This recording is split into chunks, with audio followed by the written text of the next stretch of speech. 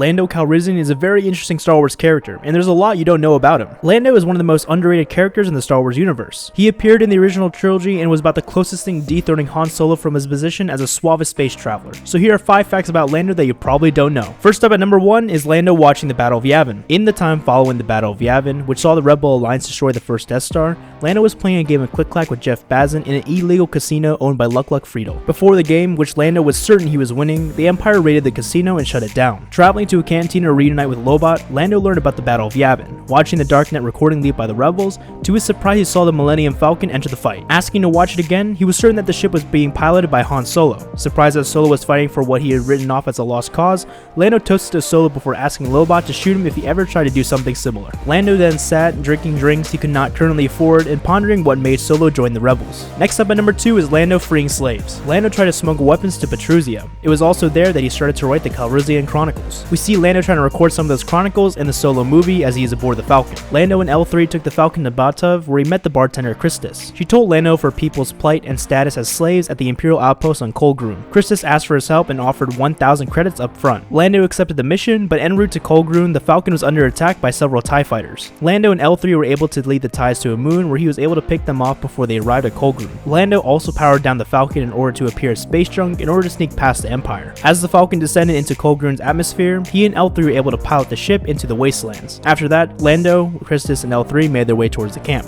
After Christus got herself captured by a pair of stormtroopers, Lando considered abandoning the mission, but L3 convinced him to stay. He came under attack by some outlaws and starfighters. Lando was able to find an abandoned starfighter and attempted to evade them, but he was shot down and taken prisoner by the outlaws. The outlaws' leader, Batala, remembered Lando from the Kaladis Festival, where he took the bulk of the Zaka Rain Cartel's credits. The outlaws then threw Lando into an arena where he fought against several members of the Zaku Rain Cartel until L3 and the Falcon arrived. Lando then met up with Christus and her father. After rallying their Petrusians to take up arms against the Empire, despite their resistance to warfare, Lando and the slaves made their escape to the sewage port and met up with the Falcon. After the slaves armed themselves, Lando and Christus led them against the stormtroopers. When L3 told him that several TIEs were returning to the outposts, Lando believed that it was time for him to retreat when the Petrusians were losing their battle. However, Christus reactivated hundreds of droids to help them win the battle. After the battle, Lando and L3 met up with Christus and the slaves as they boarded an Imperial shuttle to freedom. Coming in number 3 is that Lando was born on Socarro. Socarro was a planet in the Outer Rim territories with a reputation as a smuggler haven. It was located in the Kabilini sector, which was situated in the Atlantic Spice Run, a hyperlane that linked it to the Atlantic and the Bahalian system. Socarro was one of the only 2 planets in orbit around the red giant star that possessed no moons. A day in Socarro lasted about 20 standard hours, and a year lasted 316 local days. The planet possessed a breathable atmosphere, standard gravity, an arid climate, and a terrain that included black desert swells, flatlands, mountains, and a volcanic area. No unifying government was present on Socarro, and the control of the planet was contested by various criminal organizations. A unified cultural force resulting from integration between the planet's nomadic and criminal elements offered formidable protection from intrusion by off-world authorities. Vakia was the capital of Socarro, and the planet exported water, nether ice, and high-tech skills while importing metals and high technology. All these transactions were typically performed in an illegal manner. Rare and peculiar modifications to starships were also a major source of planetary income. Located between Koin and Tatooine, Socarro was a location of a Jedi Academy where Jedi would train to become Jedi Guardians. 1,000 years later, Darth Sidious would use the Jedi Path, a manual for students of the Force to locate and destroy the Academy and the Jedi who were stationed on it. Next at number 4 is Lando's legitimate business. If there is one thing we can associate Lando Calrissian to, it's illegitimate business. We know him to be dealing with some pretty shady operations over Cloud City, and from his early interactions with Han Solo, we know he is no stranger to cheating in the hand of Sabak. However, it seems that he has turned Cloud City into a droid manufacturing plant, operating without any strange or dodgy undertones. Sometime later, Lando scored a major victory in a card game and won total control of Cloud City. A legitimate pilot and businessman, Gev Hezin, smuggled goods to Lando to help him run the city. Lando became a better administrator of Cloud City and turned to more reputable enterprises. As leader of the mining operation, he was able to keep the operation small enough to avoid being noticed by the Empire and the Mining Guild,